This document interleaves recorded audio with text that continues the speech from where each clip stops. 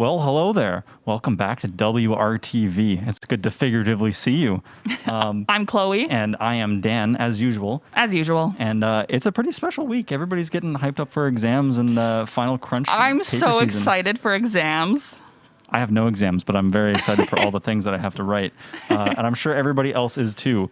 But it's been a bit of a busy week. There's a lot going on. And there's a lot that's going to go on in the next week too. So why don't we just hop into the weekly recap and look forward? I love it. All right. Cool. So first up, your student council election results are in. They happened. That's so exciting. So we'd like to congratulate our new student council president, the one and only Nicholas Harder. Woo! Yay, Nicholas. This is where the laugh track and the live studio if audience. we had an applause, yeah, perfect. So a lot of other wonderful students have also been elected to a lot of cool positions, so check those out in the daily. But also, I think coolest of all, most importantly, your new directors of Wittenberg Radio. It's incredible. It's Daniel and Chloe. It's unprecedented. I don't know how it happened. Get ready for another year of us. Yeah, It was a really hard fought election. Yeah, we were actually running against each other, and then in the final day, we actually decided to team up to merge. Yes, yeah, exactly. Imagine that. Yeah. I wouldn't have to. It happened. In truth, we were the only option, and we are so happy that you still accepted us, even though we were the only option. Yeah. I mean, not like you had any options. But yeah. Anyways, we appreciate it. There's a CMU Student Council presenting a lawn party this April 13th. Come and join your CMU Commuter Council. Commuter Council, not Student Council in general, but the Commuter Council on April 13th from 2 to 4 p.m. for a last day lawn party. Treats will be provided in Marpeck, and games will be available for play on the lawn between Marpeck and North Campus. This event is for all CMU students, so we hope to see you there, but it's hosted by Commuter Council. By Commuter Council. My people. Your people. Yes, exactly. Yeah.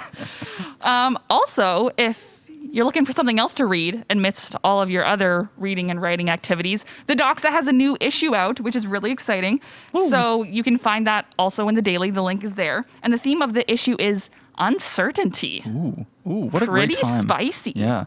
Well, see, you mentioned amongst your other readings, but I feel as though that the Doxa is a good way to take your mind off of those other readings, and potentially, get a break from doing actual. Exactly, it's a fun read, and it's a good read. It's not an intellectual academic read necessarily. So, but there's also some really smart stuff in there. Oh, absolutely. Oh, for sure. Yeah, but it's presented very, very nicely.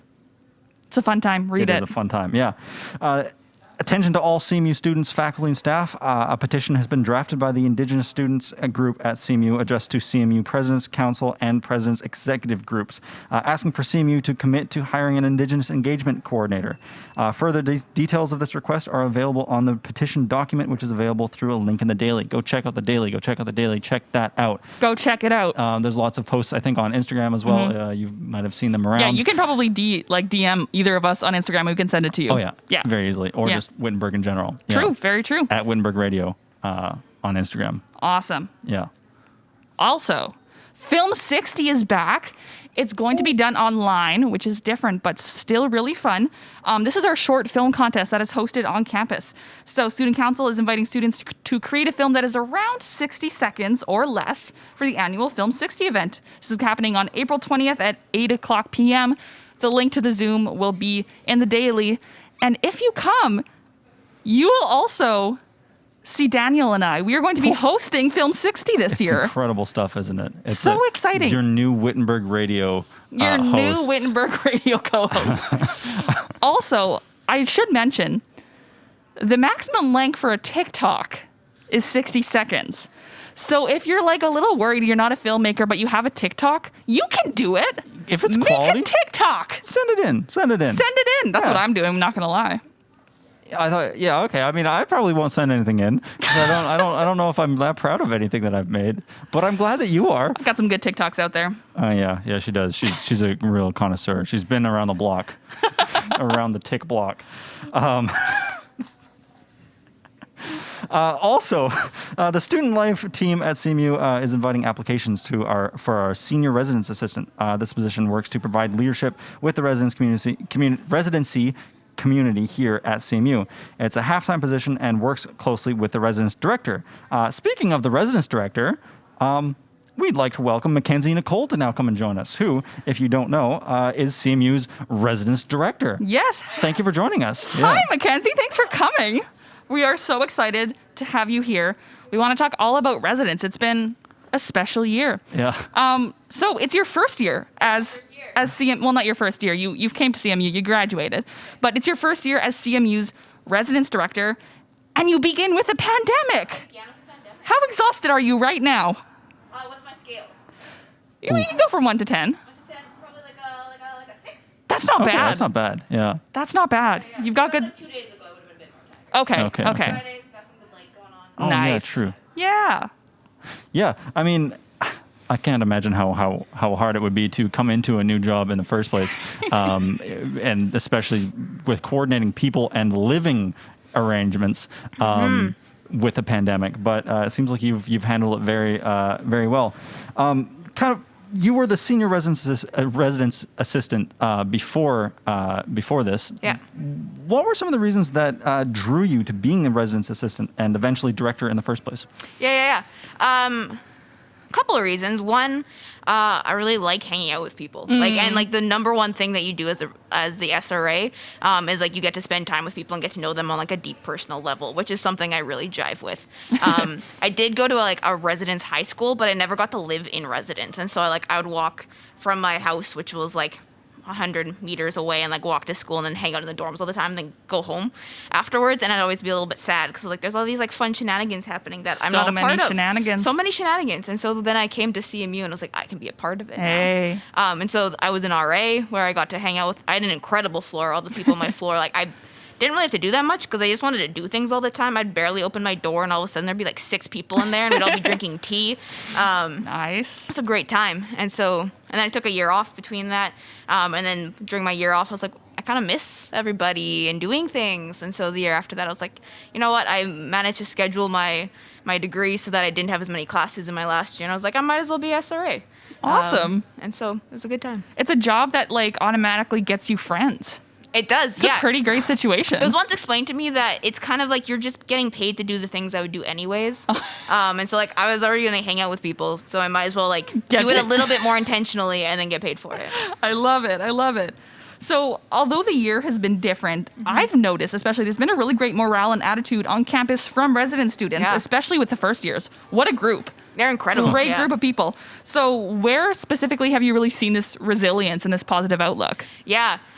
Coming into this year, we had no clue what the year was going to look like, and we didn't know if they're going to enjoy being here just because it's, it's a pandemic, everything's different. But we kind of forgot that, students will always be students, and they'll always get up to shenanigans, and there's always, when you have, young adults together, they're going to find ways to do fun things. And so I think the thing that surprised me the most was Spikeball. This year, Spikeball was a huge thing. First semester, I'd ask people to do things in the evenings, and they're like, we can't. From 6 to 8 every day, we got to go play Spikeball. And they're like, all right, we're not going to mess with your sacred Spikeball time. And so they would do that, or they would come up with really creative ways to try to hang out in the lounges. We do have size restrictions indoors, and so we unfortunately would have to tell them to some of you got to go to a different space, but they would try really creative ways to try to be separated as much as possible within the spirit of the law, right? Which I appreciate their effort. And they would just do fun things, or talking through each other's windows and sending each other notes. And at one point we almost debated getting walkie-talkies. It didn't end up happening, but we could just walkie-talkie each other from all over the place. With cell phones in the other hand. Walkie-talkies are so much more fun. You get the little crackle sound. It's true. Very cool. Yeah. I think you actually recently produced a video on this topic. Yeah, I did. Yeah. We'd like to share that now, Great. actually, if that's okay. Yeah, totally. Roll it. But got my various stuff, my bed, fridge, a variety of things, my dinosaurs, record player, trusty old laptop. Here we have Elizabeth. We like to call her the crazy Krista lady.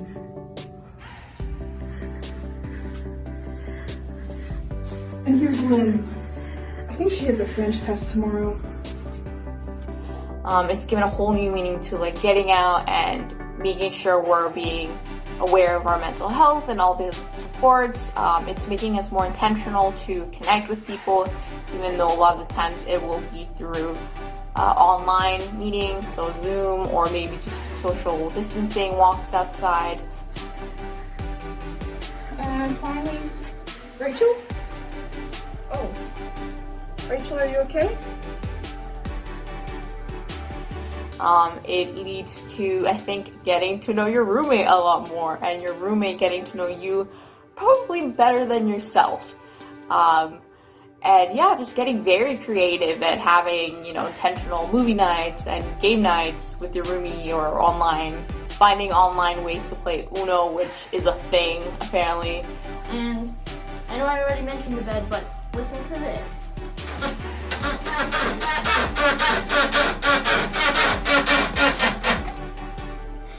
That's all. Thank you. That's us.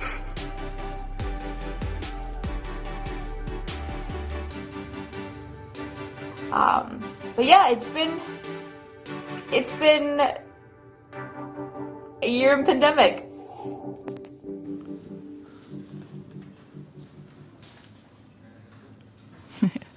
Even though it's a little bit different, it still gives me, that video especially gives me so many good memories of my time on first floor Potker in my first year.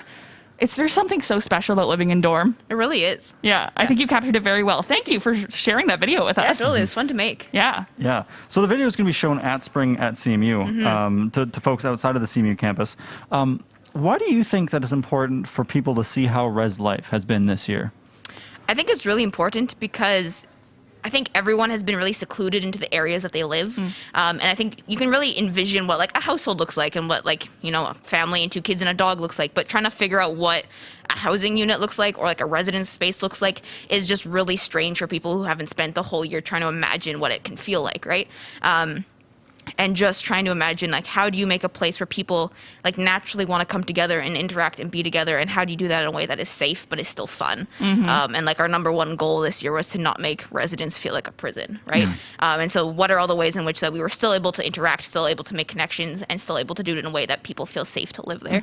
And so for people outside of CMU to see what that looks like, I think is really, really important. It definitely looked like fun. You succeeded there, for sure. I especially enjoyed Ty's very enthusiastic tour of her room. One of the highlights. Yeah. So good. Really good stuff.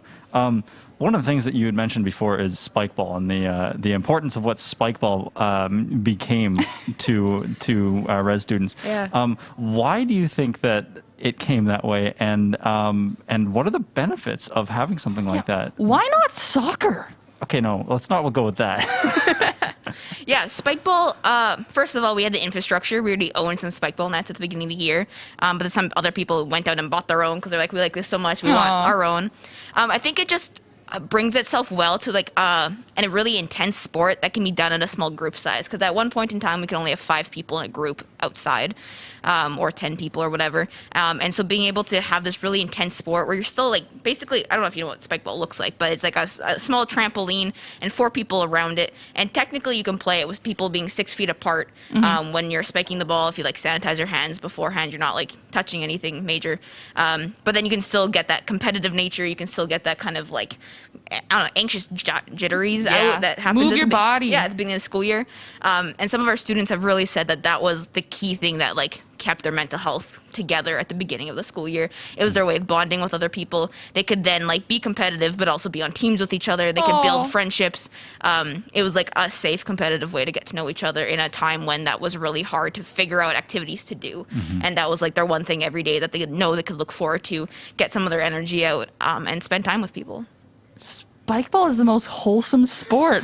Oh my goodness. See, I think it's also partly that I think CMU could turn anything wholesome. It's probably the true. Community here at It's CMU. all we community. hit that. Check that box. Yeah. Right, Check that box. Also, I'm just going to look right at that camera. Russell, CMU needs an official Spikeball team. league. A Spikeball league within CMU? That would be incredible. They have made their own tournaments. Like the first years I put them together, like they can help you, Russ. This can happen. You know what? Get the jerseys going. I love it. There would be spectators showing up. Oh, to this. 100%. I would go to a Spikeball last game. semester they did a live stream. One time during the final thing, they did a live stream on Twitch. People could watch it. They could see. They had a whole like round robin until the very like top 2. It was wild. That's incredible. I think love there's it. potential here. There's lots of potential. That's awesome. That's wonderful. So, Mackenzie, Chloe. what are you most looking forward to next year? I'm looking forward to hopefully having some of the restrictions brought back just a little bit. I would love to be able to do like RA meetings in person. We've had to do a lot of them online, and there's just something, the energy just is a little bit different when you can like sit next to each other. I would love to be able to have a couple more people in the cafeteria next to each other. It's been really unique this year to have like one-on-one conversations with everyone as you're eating, and really special, but there is something nice about that kind of like group dynamic. I'm also looking forward to having everyone feel a little bit more settled, where I think this year everyone was exhausted the whole time because we're making things up as all the restrictions have changed, trying to like react to all of those and figure out what the new normal is, has been exhausting. So to have everyone kind of already have like a year of it under their belt, and anything really that happens from here is just like on the way up. And so I think that will be really exciting to see what, if we've had this much energy from first years this year, like what people will come up with next year is even better. Wonderful. I'm so excited. Yeah, that's awesome. Well, thank you. You're Yeah. welcome. If you would like, usually this is the part of the show where Chloe and I would move into our quick wit segment. But if you would like to join us, we have a, living on your own, more or less, kind of themed quick wit. Residence themed for yeah. most people, but Yeah. Dan is a commuter. He's a commuter. I've been It's a commuter my entire fine. life, but I'll Okay. still offer insight. Yeah, so here's the question. Maybe it'll turn into a little debate. Who We'll see. knows? Yeah. All right, so what is the most important thing to have in your apartment or your dorm, on campus or off campus? Just what is the most important thing that you need to pack with you? What do you need to have? My personal opinion is a blender, because I found that super, super helpful my first time moving out. And then, subsequently after that, in terms of, sometimes you're just tired. Sometimes you just need to slap a smoothie together, and then that's your meal. And it's such a great breakfast thing. And then there's so many things you can do with a blender. You can well, make I was gonna ask. soup. You can make all sorts of things. You can there's just lots of things you can do with a blender that it's kind of like a microwave, but also not a microwave. Not a microwave. Does not It's- heat things up. But At it's all. similar. In some ways, it's helpful in terms of making things easier. Okay. and Have healthy. you learned the hack of washing your blender where you put the Yeah. soap and the water in there and then you blend it? You saw that on TikTok, didn't you? Yes. Okay. It's amazing. Really gets it sudsy. Yeah. Yeah, I mean, I would be lying if I said I hadn't tried it. Okay, I agree with you on many points of blender, but I'm going to propose something different. And this makes a lot of sense for me if you know me. It's a pour over. A pour over in a kettle, all you need, especially if you're living on your own. I make the mistake of over caffeinating myself pretty often. So if I can reduce that and make one individual cup of coffee at a time, it's a very slow process. You can make it mindful. You can work it into like your self-care routine. You take your pour over, you slowly make your coffee, you grind it up, you pour it, it drips, it smells lovely. Pour over. It's the best thing ever. Right, definitely needed. I need it. I don't know what I would Yeah, do totally. without it. Fair enough. And yeah. also then if I'm like, instead of brewing like a whole pot of coffee, which I will inevitably Inevitably? drink the entire thing myself, that's not healthy. So one at a time, pour over. So good. How about you, Mackenzie? Yeah, okay, I have a three-way tie. Whoa. I know. When I first moved into dorms, my cousin gave me some advice about what I needed, and I think she's told me the advice that I've now told everyone else ever since. So number one, you need a kettle. I agree with you, where like to make your own tea is like the optimal way to create a space that's hospitable to other people, right? So you can invite other people in. My second year, because I had a kettle, I had a friend who'd always make ramen noodles at 2 a.m. And we called it the noodle tax, where she had to pay me with a couple noodles for using my kettle. And so that was how we became friends, was through You the would noodle just tax. eat like a couple of noodles? I'd eat a couple noodles. She'd come and hang out with me while she was eating her ramen at 2 a.m. And it was because of the kettle that this was possible. That's incredible. So I would recommend that. Two for Second- kettle. Kettle's Two for winning. kettle. Yeah, 2 scratches off. Second, twinkle lights or like some kind of Christmas Oh, lights. man. Having like the harsh lights in your room will never make a space feel cozy. So you need some like nice warm lights to make it feel like your own space. And then third, you need to have one of those like squishy bed things to make your comforter like better. I love CMU dearly, but we sometimes do need a little bit of help with our mattresses. And so getting one of those like Yeah. squishy mattress things will revolutionize your sleep. And being able to sleep well as a student really changes your ability to function. So I would Absolutely. also say that's really important. Okay, Mackenzie, you know what? I'm going to say you win. Yeah. If that's- this well, is a debate and there's a winner, Mackenzie wins. Yeah, well, Mackenzie is the resident expert. That's true. Literally You are the expert wow, here, the so- resident expert. Incredible. Also, our what consists of our live studio audience was very much agreeing with your bed suggestion. It's true. It's very especially. important for all of the resident students who are here. You yeah. need it. It's true. Yeah. Yeah. Well, I guess that just about concludes it. Thank you, Mackenzie, for joining us. Thank you Yeah. for having me. Great conversation. Yeah, really appreciate it. Yeah. We'll see you next week. I think our next week is our last week. Oh, That's so sad. We'll have it'll bring laughs. It'll bring tears. Maybe tears of joy. also sadness because you're going to miss us. Just for the summer because we'll be back. We'll be back, though. Don't worry. Yeah. All right. Bye, folks. Bye.